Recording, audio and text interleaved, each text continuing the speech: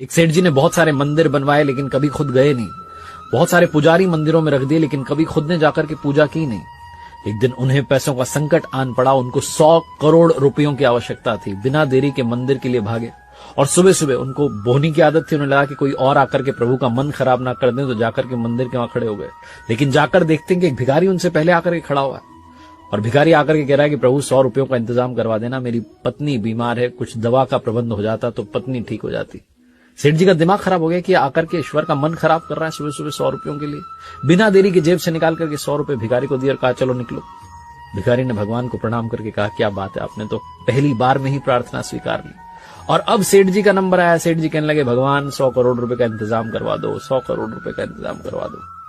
प्रभु मूर्ति में से प्रकट हुए और कहने लगे कि एक भिखारी से तो तूने मेरा पीछा छुड़वा दिया, लेकिन तुझसे पीछा छुड़वाने के लिए मुझे तुझसे भी बड़ा भिखारी ढूंढना पड़ेगा जो तुझे आकर के 100 करोड़ रुपए दे दे। सेठ जी की आंखें भीग गई। उन्होंने कहा प्रभु ये क्या कह रहे हो, आपने इतना बड़ा ताना दिया।